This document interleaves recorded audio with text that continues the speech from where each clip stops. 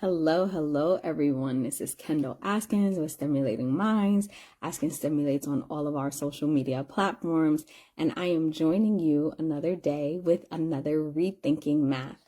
And today, I want to talk to you guys about student advocating for themselves. Okay, students advocating for themselves. So, often I've seen this with educators, I've seen this with parents, right?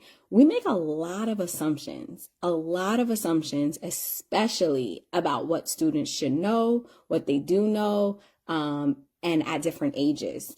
And we make assumptions about things they can do, things they can't do, instead of asking them some questions, right? And so this is why it's very important to teach our children how to advocate for themselves and how to speak up when they are not understanding something completely. So I have two stories for you, or two situations, right?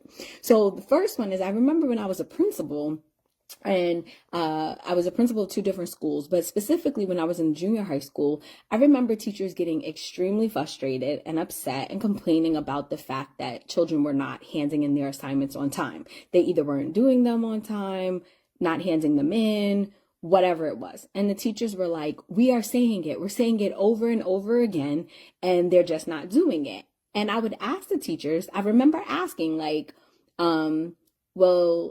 junior high school is the first time that they're like really getting all of these different classes, right? In elementary school, they have one teacher. And so they have ELA time, math time, but it's one teacher. So that teacher, can remind them, the parents are doing things for them. Junior high school, they're on their own. I said, have you showed them how to use the calendar, like on their Chromebooks, in their Google apps and their emails? Have you shown them how to use email? Have you shown them, how to find their assignments and the to-do list and, where the due dates are? And we made such an assumption. Their teachers, and even, myself, sometimes I realize with my children, because our children grew up in a tech age, or growing up in this tech age, and they know how to create TikToks and watch YouTube and make videos, and they're so creative, we automatically think that means they know how to use professional dashboards, and they have no idea. So my kids didn't even know how to check their emails, get into their emails, how to write an email, how to respond, how to check their calendars. These are things that I physically had to sit down and show them how to do. Press this button, do this. And they caught on quickly, but it was something they didn't know how to do. And so when I had that conversation with teachers, they realized they don't know how to get organized, to keep track. And this was something that the children didn't ask. They didn't even know that it existed. So instead of the children advocating for themselves and being able to say, I'm having a hard time understanding or keeping track of everything, they just didn't do it, right?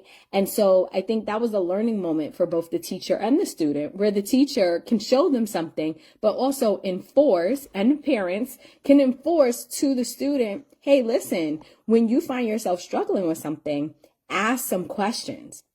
So I have a perfect example of this, because often we think that children have to be a certain age, and we often require like adults to ask questions and such, but think about this. When you're dealing with transitions in life, like, when is the moment where we ever teach the children to transition into those spaces where they can ask questions for themselves?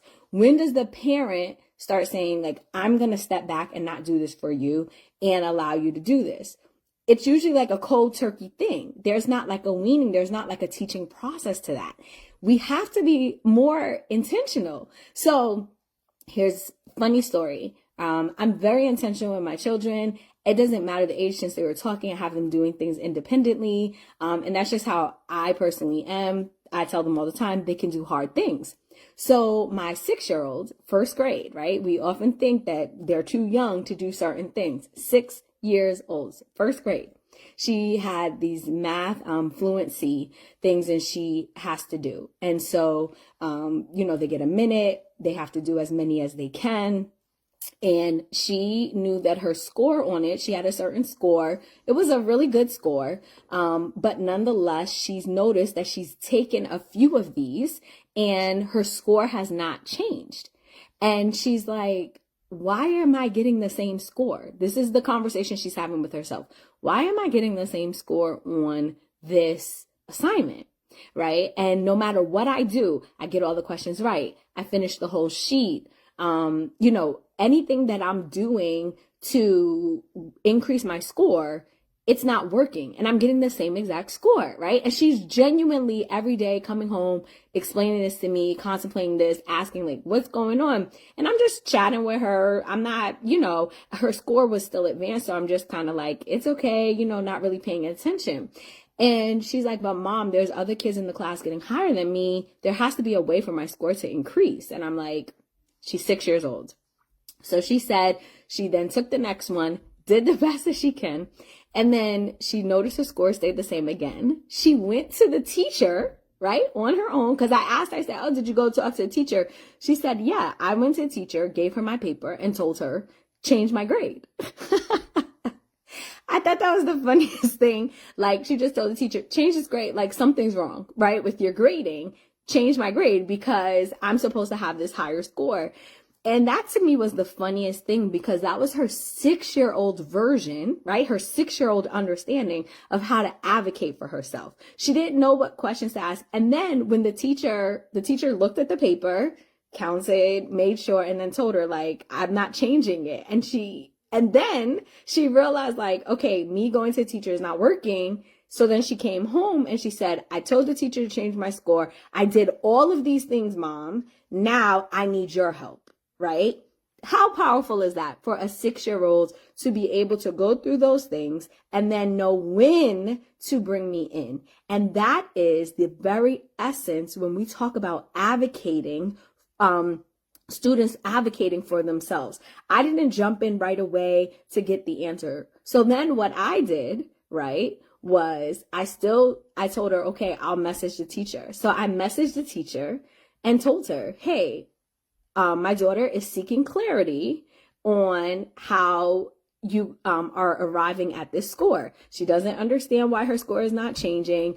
I need you to explain it to her and explain it to me so that we understand, how she can get better. And then the teacher took her, explained it to her, and then she came home and she was able to tell me, oh, this is what I need to do to get the higher score. This is how kids are getting the higher score. And she understood.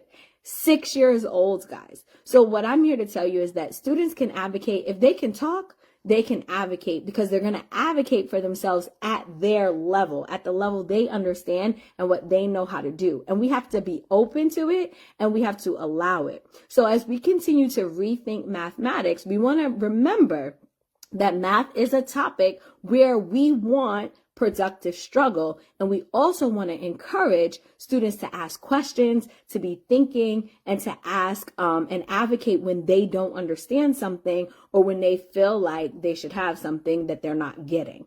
And so I want to hear some ways that you're going to go about encouraging or teaching your children, right, how to advocate. What's something that you can do? Maybe you've done something already. Maybe there's an example of something where you've had to advocate. But remember, it's transition and it's a process, right? And so as we continue to teach our children how to deal with productive struggle, one of the biggest things we want to do is teach them how to advocate for themselves. I will see you guys back here next week for more fun. Bye.